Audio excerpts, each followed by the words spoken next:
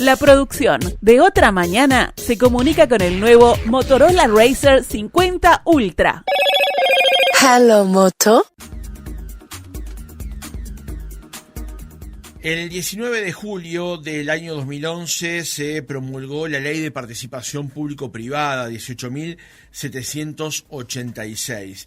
Esa ley proponía una asociación entre el Estado e inversiones privadas para desarrollar, entre otras cosas, obras de infraestructura. La pregunta es, ¿qué ha pasado con ese proceso desde el año 2011 hasta ahora? Se han creado además nuevos instrumentos que permiten justamente esa asociación entre el Estado y lo privado para llevar adelante obras de infraestructura. Vamos a profundizar en eso esta mañana, recibiendo aquí en Oriental a Magdalena Peruti, socia del equipo de asesoramiento financiero e infraestructura de KPMG Uruguay. Francisco Morales, Otra Mañana. Magdalena, ¿cómo estás? Buenos días, gracias por acompañarnos. Buenos días, muchas gracias a ustedes por la invitación, un gusto estar acá. El gusto es totalmente nuestro. Como decíamos en la introducción, el 19 de julio de 2011, en realidad un mes después fue su promulgación, es el puntapié inicial de la Ley de Participación Público-Privada. ¿Podemos desarrollar qué es este instrumento? Claro, como bien tú decías, la sigla PPP significa la participación público-privada, básicamente para desarrollar obras de infraestructura. ¿Por qué esta connotación público-privado? La infraestructura es una infraestructura de uso público que es propiedad del sector público, en beneficio del sector público y la ciudadanía, pero hay una gestión privada de esa infraestructura donde se transfieren ciertos riesgos a esa gestión privada para propiciar el desarrollo. Entonces, el sector privado en este contexto asume obligaciones de construir la infraestructura, de mantener esa infraestructura, eventualmente operarla o no, depende de cómo se diseñe el proyecto, y además de financiarla. Entonces, de alguna manera, es un desarrollo de infraestructura pública donde el sector público asegura la transferencia de riesgos al sector privado, generando ventajas, de alguna manera aprovechando ventajas de la gestión privada y la capacidad de financiamiento del sector privado en el desarrollo de infraestructura pública. Este mecanismo, que en Uruguay lo llamamos, está regulado por esta ley de PPP, no es una creación uruguaya, sino que es un instrumento, uno de los tantos instrumentos que existen en el mundo para poder propiciar el desarrollo de infraestructura pública, aprovechando la eficiencia de la gestión privada y la capacidad de financiamiento del sector privado. La realidad es que la infraestructura pública requiere mucho dinero, tiene una duración la infraestructura pública que excede mucho más allá del periodo en el que se construye. Entonces, para cualquier gobierno resulta muy oneroso si tiene que toda esa necesidad de infraestructura pública construirla y pagarla presupuestalmente en un único periodo. Entonces, aprovecha la capacidad de financiamiento del sector privado para extender esa financiación en el tiempo. Y no solo es un tema de capacidad financiera, sino que además el sector privado es el que está asumiendo la obligación de construir bien, de construir a tiempo, de construir con la calidad que se requiere y mantener esa infraestructura. Entonces, de alguna manera, el Estado asegura que paga luego que algo está probado, que está funcionando y que está funcionando bien. Entonces, de esa manera se ha distribuido como este ganar-ganar que tiene este tipo de asociación entre público-privado. Magdalena, podemos señalar también que un factor importante de esta norma que se implementó en el año 2011 era la posibilidad de que capitales privados invirtieran en el Estado, porque siempre ha resultado un problema dónde ubicar la inversión privada en Uruguay. Hay pocos espacios de inversión. ¿Esto ha resultado un buen instrumento para ello? Esto ha resultado un buen instrumento y no ha sido el único instrumento utilizado para tal fin. De hecho, podríamos decir que el puntapié inicial lo tuvieron en los proyectos de UTE, donde con el desarrollo de todo lo que fue el parque renovable, tanto sea en energía eólica como energía solar, donde el privado construía los parques eólicos para luego vender esa energía a la UTE. Entonces ahí había también un esquema que propició una entrada fuerte de inversión privada en un esquema de asociación público-privado, y eso fue como un primer puntapié a lo que fue la entrada fuerte de capitales privados en la inversión en infraestructura. Una segunda etapa han sido los proyectos PPP, que como bien decís, propiciaron la entrada de mucho dinero de inversión privada y de financiamiento privado para complementar esta infraestructura pública y para facilitar y hacer factible, digamos, esta infraestructura pública. Magdalena, desde el 11 hasta ahora, ¿qué evaluación entonces podemos hacer de este instrumento? A ver, la evaluación personalmente que hacemos y la que hacemos en KPMG es muy positiva. ¿En qué sentido? En que Uruguay, a diferencia incluso de otros países, tuvo una ley que la instrumentó, que la reglamentó, capacitó al sector público en ser una buena contraparte de los proyectos de participación público-privada, generó un plan de proyectos que tenían los paquetes de circuitos viales, los paquetes educativos, el ferrocarril central. Esos paquetes esos proyectos de PPP se licitaron, se adjudicaron, muchos ya se construyeron y terminaron la construcción, otros están finalizando el proceso de construcción y otros están ya entrando en operación y demostrándonos de que efectivamente se logró esa eficiencia que se requería desde el plan inicial. Lo que sí es importante es, ver qué puntos de mejora le podemos encontrar a la implementación. En algunos casos sabemos que los proyectos llevaron mucho tiempo en su fase de licitación, adjudicación y estructuración. Es verdad que hay oportunidades de optimización. También era necesario pasar una curva de aprendizaje, ¿verdad? Claro. Entonces las demoras de los primeros proyectos no fueron la demora de los últimos proyectos y esa curva de aprendizaje se ha ido recorriendo. Y lo que es necesario es capitalizar esa curva de aprendizaje para seguir avanzando en pos de tener nuevos planes de infraestructura, nuevos proyectos que sean pasibles de entrar en esquemas PPP y que por lo tanto permitan continuar con la inversión privada, aprovechando el estado de la inversión privada en la estructura pública, manteniendo el ritmo de inversión, no perdiendo ese foco que se convirtió Uruguay como capturador de esa inversión extranjera para infraestructura y seguir continuando y progresando en esa línea. Resulta central esta explicación que das, Magdalena, con respecto a la curva de aprendizaje, porque al comienzo de este gobierno, que está por estas horas ya terminando, se criticaba el instrumento de las PPP e incluso se creó un instrumento nuevo, el famoso CREMAF, por el cual hoy el Ministerio de Transporte y Obras Públicas está encarando una gran cantidad de obras. Es interesante esa explicación que vos das, o sea, se arrancó sin saber cómo se iba a hacer el resultado y se fue aprendiendo con el paso del tiempo. Y los tiempos que llevaba en el 12 crear una obra no son las que hoy, en el 25, llegan los mismos, digamos. Claro, la realidad es que un proyecto que está por detrás, un contrato que va a ser de 20, 25 años, es un proyecto que tiene que estar bien estructurado. ¿Por qué? Porque todo lo que podamos analizar, remendar en los contratos, establecer esa buena gestión de riesgos desde el inicio, nos va a permitir convivir con un buen contrato durante 20 años y evitar conflictividad en esos 20 años. Entonces, pensar que un proyecto puede ser adecuadamente analizado y estructurado en cuestión de meses en proyectos de esta envergadura y de esta cantidad de tiempo sería utópico. Y ni Uruguay ni tampoco el resto de los países llegan a ese tipo de plazos. Son proyectos que en general demoran. Sin perjuicio de la demora, siempre hay oportunidad de encontrar mejoras en el proceso y ni que hablar que hubo proyectos que llevaron casi 5 años entre estructuración y cierre. Bueno, no es lo deseable, eso no es lo deseable. Deberíamos encontrar, sí, formas de reducir esos tiempos, pero también hay ejemplos de proyectos que lograron, sí, mayor eficiencia. Bueno, lo bueno es capitalizar y poder mejorar. El CREMAF, que era el otro instrumento que tú mencionabas, fue un instrumento que surgió de esta administración. Fue un instrumento que fue muy útil para el desarrollo de la infraestructura vial.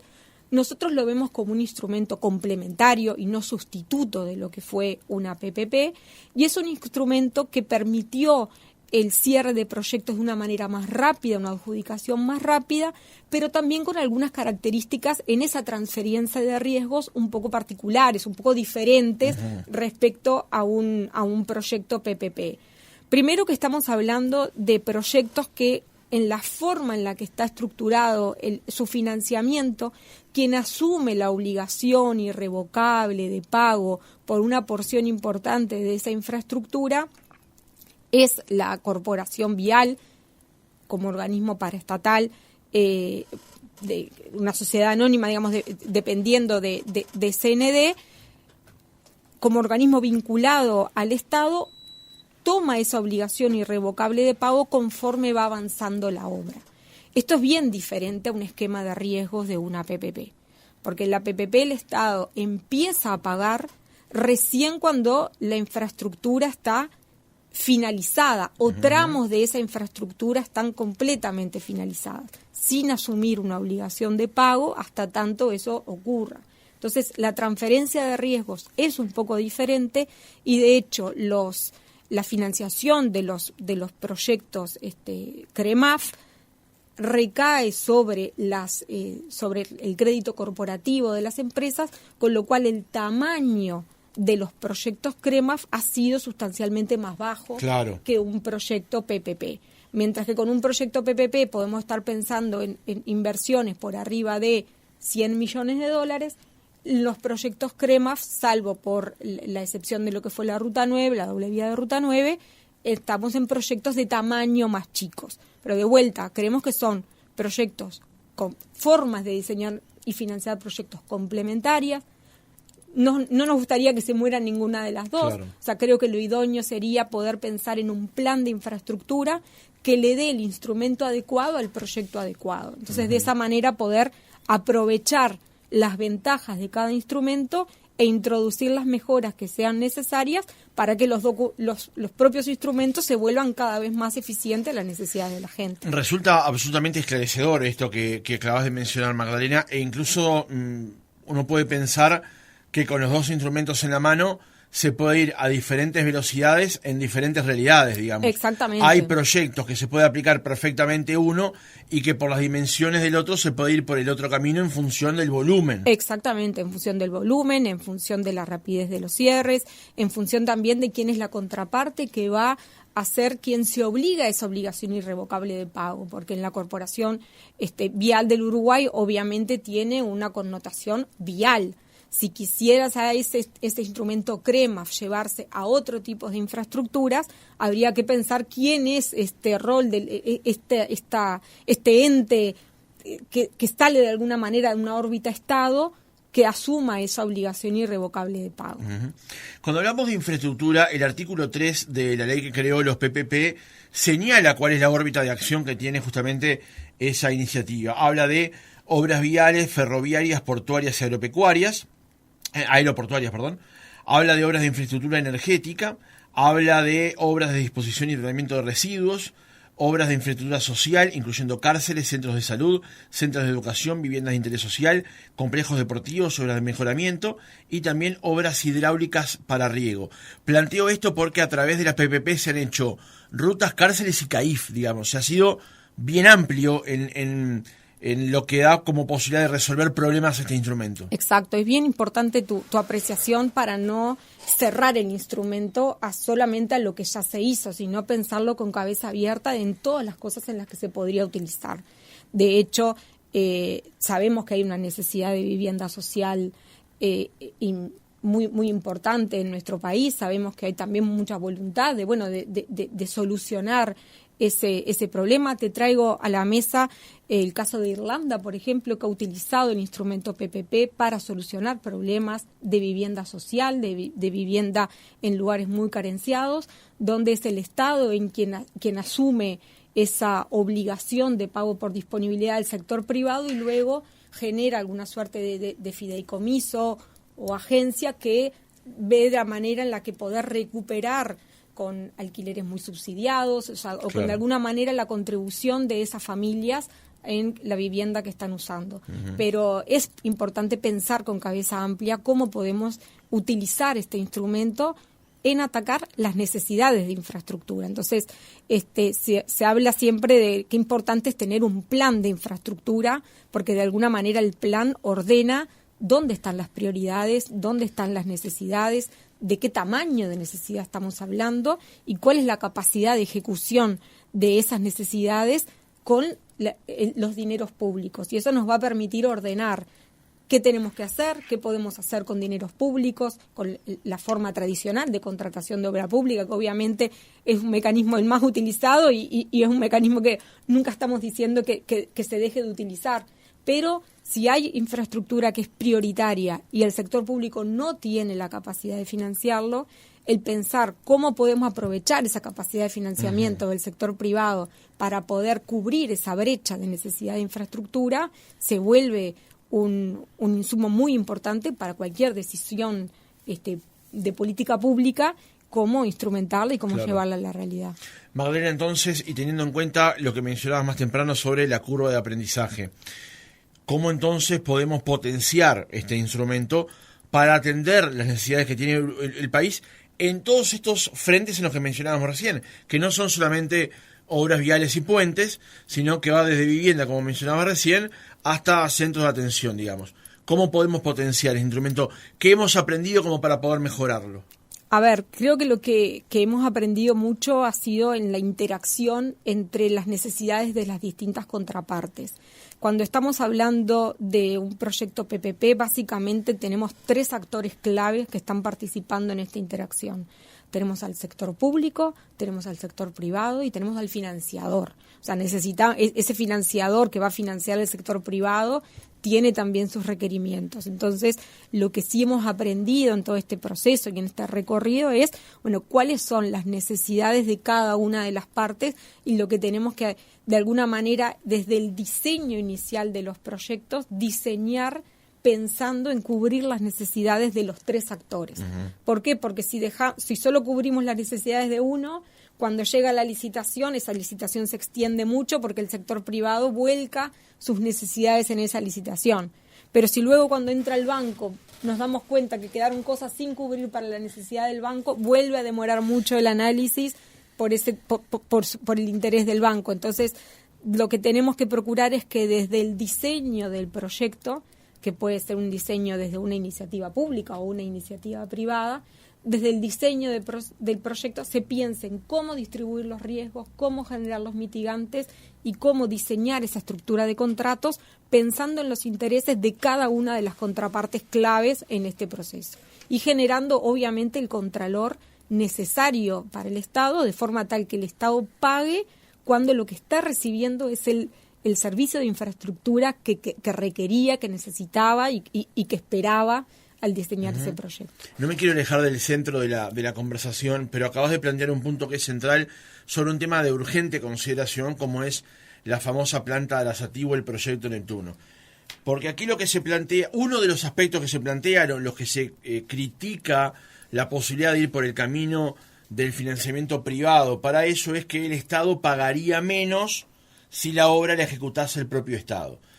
Lo que ocurre es que, yendo por el camino de iniciativa privada, que es el instrumento que se usa en este caso, lo que se hace es pagar mucho menos durante mucho tiempo para poder financiar una obra que impactaría muy fuertemente si uno lo tuviera que pagar solo el Estado en un solo pago, digamos, de alguna manera.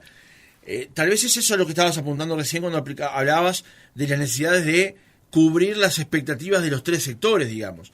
Porque el Estado se va a hacer de la obra, el privado va a poder construir y el que va a financiar va a saber que va a tener un repago acorde y en tiempo de la obra que financió. Exacto, o sea, creo que es, sería muy iluso pensar que pagar algo al contado sale lo mismo que pagarlo financiado. Creo que cualquiera de nosotros que quizás hemos accedido a vivienda a través de algún crédito hipotecario, nos hemos dado cuenta que si financiamos algo a 20 años, la suma de las cuotas nominales que vamos a pagar por 20 años es mucho más que lo que hubiésemos pagado por esa misma vivienda si tuviésemos la disponibilidad al contado. Lo sorprendente es que al Estado le pedimos que haga lo que nosotros no hacemos en la vida privada. Exactamente, o sea, no nos podemos sorprender porque pagar a plazo nos salga más caro que pagar contado. Creo que lo bueno de estos esquemas es que el Estado paga cuando lo que está recibiendo es la infraestructura y el servicio que contrató. Es decir, en el caso particular del proyecto Arasatí, entiendo que el Estado empieza a pagar por esa disponibilidad una vez que la planta está funcionando y adecuadamente funcionando, y la toma de agua que se hace en un punto se conecta, digamos, con la red de agua de la zona metropolitana a la cual está alimentando. Entonces, en ese aspecto hay una transferencia de riesgos hacia el sector privado, un riesgo de construcción, un riesgo de mantenimiento de una planta con las condiciones, todos los avatares que eso con conlleva, todos ¿no? los avatares que ello concede, con todo mantenimiento durante un costo de mantenimiento durante 20 años y además el pago de un financiamiento. Por otra parte, creo que es un punto importante que a veces se menciona poco, que cada uno de estos proyectos público-privados pagan impuestos, ¿no? Entonces, al Estado le vuelve de alguna manera parte de eso que paga vía pago de impuesto a la renta, vía pago de impuesto al patrimonio. Entonces, también estos proyectos público-privados, al igual que cualquier otra sociedad anónima en nuestro país, paga sus impuestos, ¿no? Magdalena, acercándonos ya al cierre de la entrevista, mencionabas recién que sería deseable que uno de los puntos de aprendizaje, del anclaje, fuera comprender las necesidades de las tres partes para poder avanzar más rápidamente justamente en estas iniciativas de participación público-privada. La Cámara de la Construcción, por ejemplo, ha planteado a los distintos candidatos y también ahora, por supuesto, al presidente electo, la creación de una agencia de infraestructura. Una agencia que centralice las necesidades de desarrollo de infraestructura del Estado, no solamente, como decíamos, en rutas y puentes, sino en una amplia gama de realidades. Sería interesante que en esa agencia se pudiera construir justamente este conocimiento adquirido de tantos años para poder llevarlo a la práctica con mucha más solidez, sí, pero también con velocidad, con celeridad. Ahí me gustaría resaltar ahí dos puntos importantes. Primero, creo que los equipos tanto de CND como de la unidad PPP que hay en el Ministerio de Economía son equipos muy bien formados y que han realmente capturado y capitalizado la curva de los aprendizajes, así como lo hemos hecho desde el sector privado también, que ha dejado estos proyectos. Entonces, creo que tenemos muy buenos equipos en la órbita pública que han realmente madurado y capitalizado en muchas de estas mejoras que han ido surgiendo a lo largo del tiempo. Yo creo que la necesidad de la Agencia de Infraestructura que plantea la Cámara de la Construcción apunta a algo un poquito previo, que es el hecho de contar con planes de infraestructura que trasciendan el tiempo político.